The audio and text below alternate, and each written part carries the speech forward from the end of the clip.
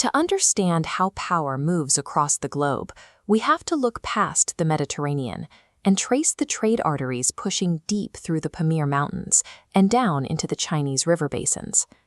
In the year 635 AD, the absolute center of global political gravity was Chang'an, the capital of the Tang dynasty.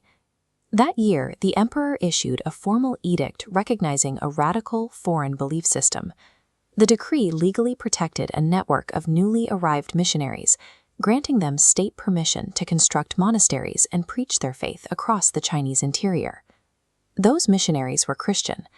Long before the Middle Ages took hold in Western Europe, Christian monks were operating with full state sanction at the highest levels of the Chinese imperial court.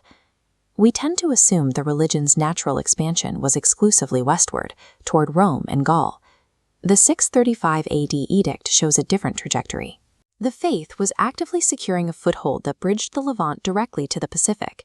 If the network had successfully reached from the Levant to the Pacific, we have to ask why that footprint vanished from the east. This disappearance is a function of complex network dynamics and macro-environmental shocks. Incumbent ideologies fail when the physical systems supporting them experience unrecoverable collapse. The initial eastward rise of the Christian network was powered by a severe ecological catastrophe 300 years earlier. Ideological supremacy relies on which system survives massive shifts in the macro environment. In the 4th century, the environmental baseline of the Eurasian steppe began to destabilize. High-resolution pollen analyses and ice core data show a rapid global climate shift that severely degraded the carrying capacity of the entire continent. This visual sequence of the Aral Sea illustrates how rapidly inland water systems collapse under environmental pressure. In late antiquity, sudden desalinization and sharp reductions in water volume wiped out the viability of massive inland lakes. Simultaneously, sharp glacial advances in the Tian Shan mountain range locked up critical freshwater runoff. These overlapping shifts broke the agricultural foundation that sustained the interconnected empires of late antiquity. Widespread cascading crop failures triggered the starvation and rapid collapse of major local economic centers. The environmental stress displaced aggressive nomadic steppe tribes, forcing them to push into established, settled territories simply to survive. A shifting climate destroys the caloric surplus required to maintain the complex empires. We can see the exact human cost of this collapse in the artifacts left behind. Dunhuang was a highly vulnerable strategic node situated on the edge of the Taklamakan Desert. A letter written by a Sogdian trader in the early 4th century survives as a primary source documenting the system dying in real time. The author warns his fellow traders that city after city had been sacked, describing the onset of a famine so severe it was nearly apocalyptic. The political structure ruptured completely. The letter documents the Chinese emperor fleeing the capital and setting fire to his own palace as he left. The Sogdians were the essential middlemen of the Silk Roads. Their starvation meant the physical trade network ceased to function. This single recovered text proves the total, irreversible destruction of the incumbent economic and political order across the continent. The physical collapse of the system forced a sociological reckoning for the populations living along the trade routes.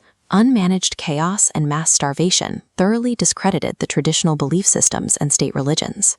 Incumbent faiths like Zoroastrianism and established Buddhism failed to offer solutions or physical protection from the overwhelming environmental cataclysm. The Silk Road functioned as a highly competitive intellectual marketplace, where societies demanded cosmic explanations for their material reality. Christianity aggressively entered this vacuum.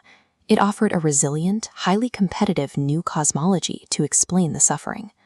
Operating like a contagion, the new faith moved rapidly eastward along the fractured remnants of the old trade networks.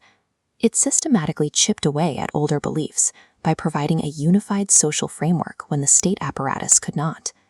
The success of a new ideology correlates directly to the failure of the previous system to manage a catastrophic crisis. By the middle of the 7th century, Christianity had achieved its maximum trans-Asian network reach. Its footprint stretched continuously from the shores of the Mediterranean Sea all the way to the Pacific Ocean. The critical western half of this transcontinental network was anchored by two incumbent geopolitical superpowers, Rome and Persia. But just as the network peaked, a debilitating, multi-generational total war broke out between the two foundational empires. This conflict drove both states into financial and military exhaustion, stripping all structural resilience from the network.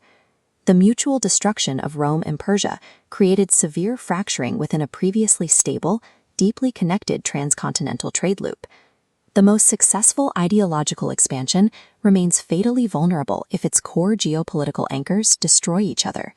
As the center fell apart, the geopolitical focus shifted to the geographic periphery, the deep Arabian Peninsula, a region entirely untouched by the Roman-Persian wars. A highly organized new cosmology emerged from the untouched, unexhausted desert periphery. This radical new ideological and political force was Islam. The followers of Muhammad flawlessly exploited the massive power vacuum left behind by the ruined superpowers. Islamic forces expanded exponentially outward from the periphery, seizing control of the network's core. They did not need to build a new transcontinental system from scratch. They simply hijacked the existing Silk Road infrastructure. This unforeseen peripheral shock permanently erased the Christian East from the map, creating the specific political and religious boundaries that persist into the 21st century. The transcontinental networks of the Silk Roads are entirely agnostic. They will transmit whatever ideology has the power to seize the nodes when the old system collapses.